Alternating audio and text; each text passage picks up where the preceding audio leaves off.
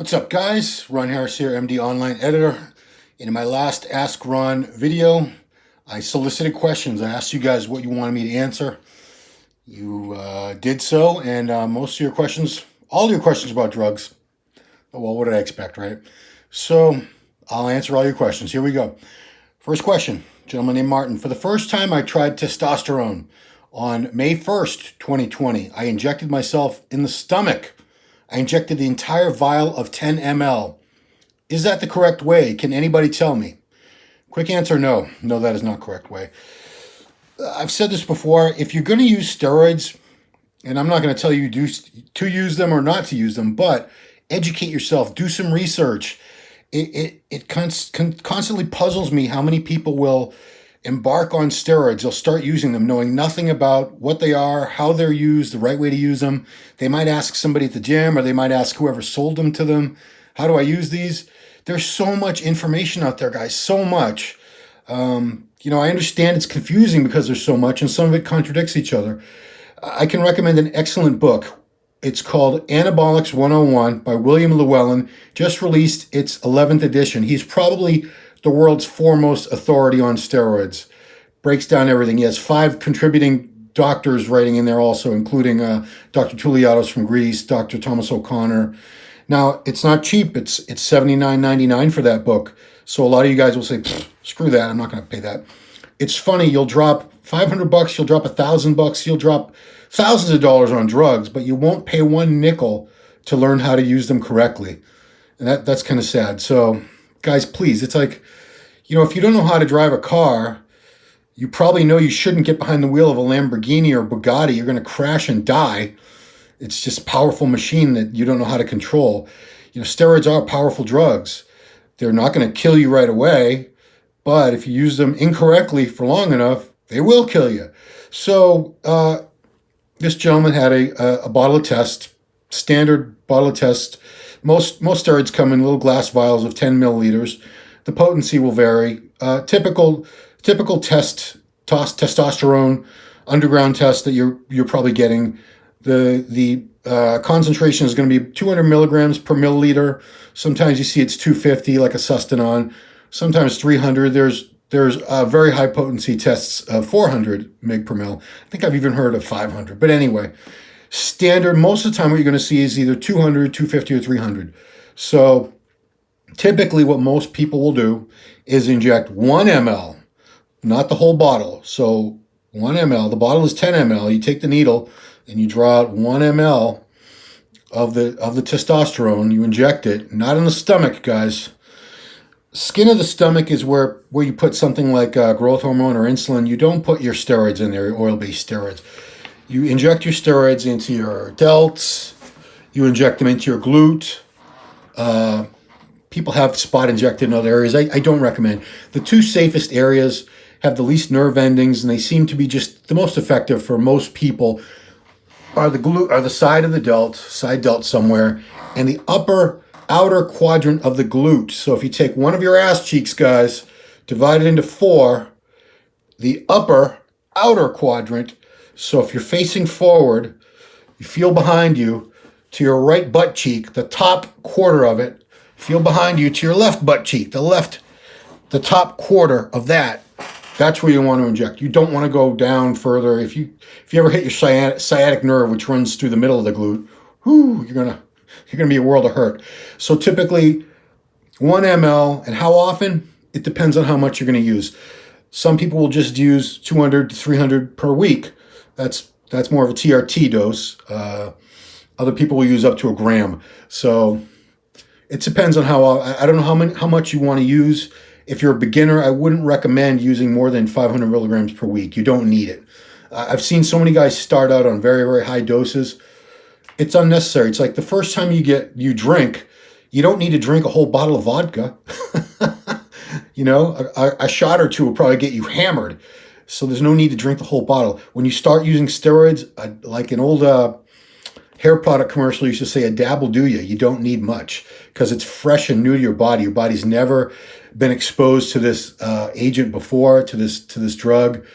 You'll have your best response in the early stages of your steroid use. So please do some research. There's so much research. Just Google how to use steroids or something like that. There's so much out there, guys, so much. There's no excuse to be ignorant. Ignorant just means you're uninformed. It doesn't mean you're stupid. It means you're uninformed. You're ignorant.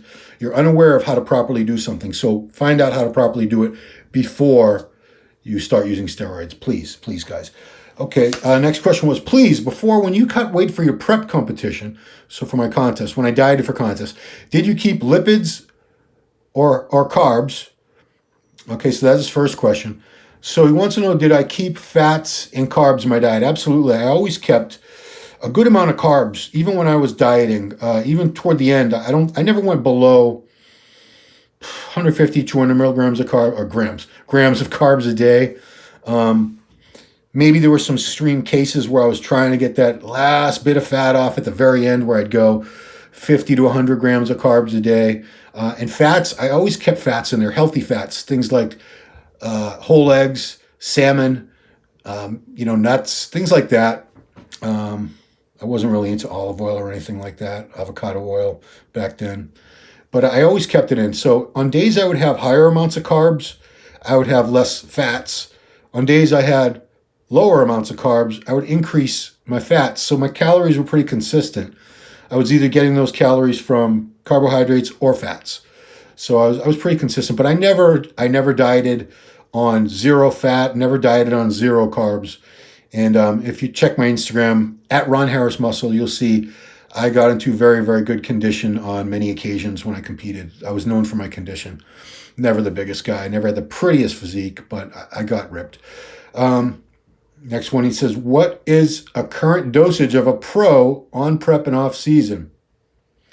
I can't speak for all of them. I've spoken to some pros, and I don't really talk to too many pros about what drugs they use or how many, because I just honestly I don't care. It doesn't matter because it doesn't affect me. There's this misconception that a lot of people have that if you can duplicate a certain pro's drug cycle, you're going to look exactly like that pro. That's like thinking if you duplicate their workout. Rolly Winkler has some of the craziest shoulders and triceps ever. You could do his shoulder workout, his tricep workout for years. I guarantee you are not going to have shoulders and triceps like Rolly Winkler. That's just his genetics. So I'm not saying the pros, and some pros don't use very large amounts of drugs. Sure they do. That's not why they look the way they do. I'm not saying that they would look the same natural. No, of course not. Of course they wouldn't. That's silly. I would never sit here and say that to you guys. That's bullshit. But trying to duplicate, say if you knew Mr. Olympia's exact drug cycle and you ran the same cycle, you're not going to look like him. You don't have his genetics.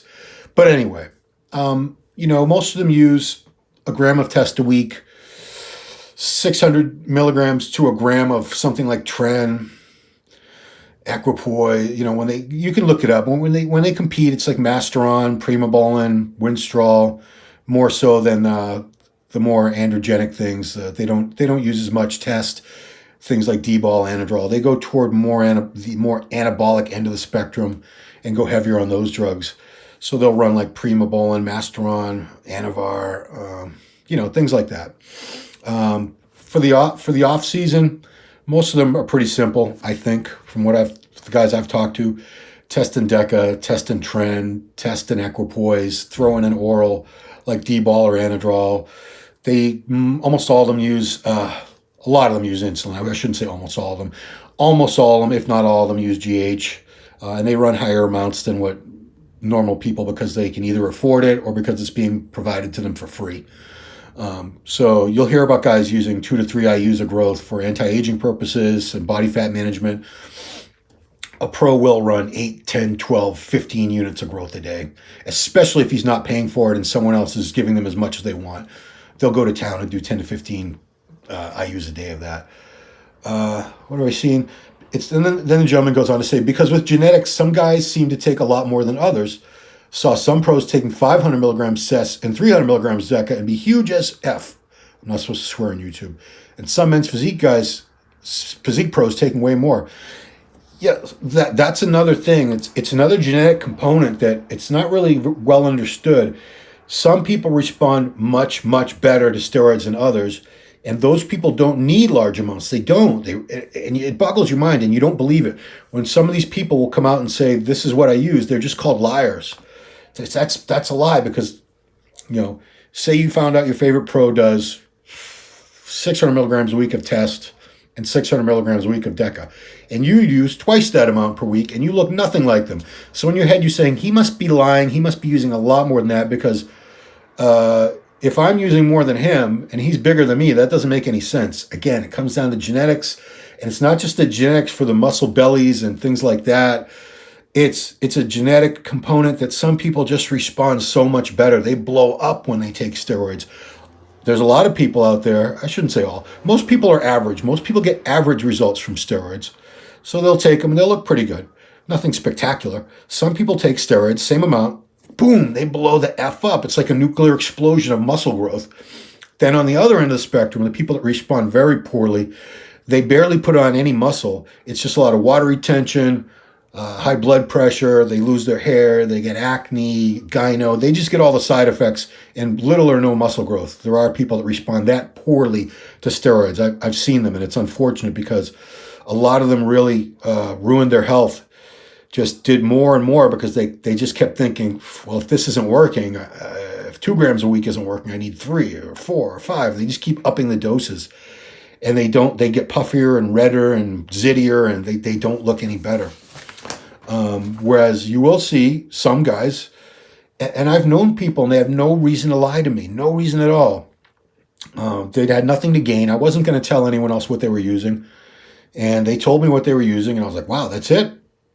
And, and if I told you that, I know most of you just won't believe it, because genetics in general are a tough thing to wrap your head around and come to terms with. Nobody wants to accept that they can't achieve their physique goals because of some genetic limitation. They don't want to hear that they can't look exactly like Ronnie Coleman. Why not? Why can't I look like Ronnie? I want to look like Ronnie. I want to look like Phil Heath. I want to look like Dennis Wolf. I want to look like, geez, who do guys want to look like these days? I don't even know. But it's a lot of genetics involved, guys, and that also applies to how your body responds to the drugs, how it treats those drugs. Some people, they get by on very low doses compared to others and do very well. Others take a lot of drugs, don't see the same results. It's not fair, but you know what? What's fair? Some people have awesome genetics, some have terrible genetics. Some people are born to be 6'8", some people are born to be 4'8". It's just the hands we're dealt, guys. There's really nothing you can do about it, so there's no point in crying. Okay, here's one. What is your TRT dose? Do you still blast? When you do or would blast in the past, what was your AI dose? So first of all, technically I'm not on TRT, because TRT would be just enough to keep me in the high normal range. I'm not satisfied with that. I want to be higher than that. So TRT would be 200 milligrams of test a week to maybe it's 300 on the very high end for most people. But generally speaking, average TRT dose is 150 to 250 milligrams. I do 200 milligrams every 4th day. So if it's a shot on Sunday, I'll do a shot again on Tuesday, Wednesday, Thursday. With that, I also do 1 ml, which comes out to 100 milligrams of deca.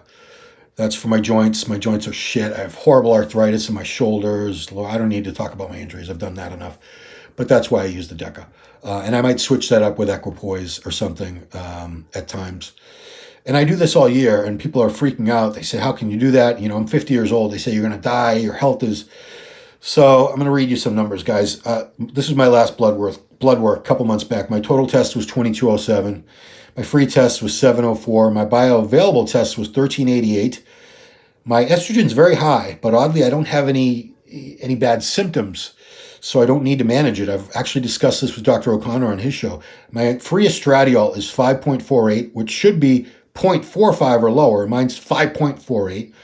My estradiol is 200, should be 29 or lower. Again, very high. My total cholesterol is 157. That should be under 200. My HDL, that's the good cholesterol, is 49. You want that to be 40 or over. My LDL, the bad cholesterol, is 89. That should be under 100. Liver values, AST 55. That's high. It should be between 10 and 35. ALT 60 should be between 9 and 46. Anybody that trains consistently heavy and everything, you're going to have slightly higher liver values. Hemoglobin A1C is 5.3. That should be less than 5.7. I also have had a calcium score on my heart, it was like a 9, a little bit of calcification. So I started taking a statin. I take a torvastatin, a low dose of that. So don't start coming at me with you're going to die from the statins. I take a very low dose, 10 milligrams a day. I believe that can go up to like 50 or 60 or anyway. Calcium score was fine. I've had EKGs. I've had every type of scan for the heart. Every year I do this. I started doing it a couple years ago. My heart is in really good shape. Knock on wood. Why? I've known people that did. I've been using steroids for more than 20 years, off and on, mostly on. And I'm just very lucky. My system, for whatever reason, doesn't react that badly to them. I don't have the type of damage to the heart, the kidneys, the liver, whatever that you might expect to see, especially the heart. The heart is definitely the one thing that suffers the most from long-term steroid use. Most long-term steroid users will get some sort of plaque in the arteries, hardening of the arteries, heart disease. You know, most people that die as an indirect result of steroid use, or abuse, I should say, over the years, they die of heart failure, heart attack. Most bodybuilders who have died before their time have died of heart attacks. It's not cancer or anything like that, or liver failure. I'm going to throw this out there on a limb. I would bet you 90% of bodybuilders who die, quote unquote, young, die from heart attacks. I take very good, I keep a close eye on my heart. I take plenty of the heart protecting supplements that I'm not going to get into. That's for the doctors. Do I still blast? Okay, so sure, full disclosure, a couple times a year, I will add on to that. I'll do 300 milligrams of tren a week, or 400 or 500 milligrams of equipoise a week. If I'm doing that, I take out the deca. But there are times when I will do a gram to 1200 milligrams of steroids a week for about 8 weeks. So I do that like twice a year. And again, I'm watching my health, guys. I'm not recommending anyone do any of this stuff. This is just what I've done. This is my experience.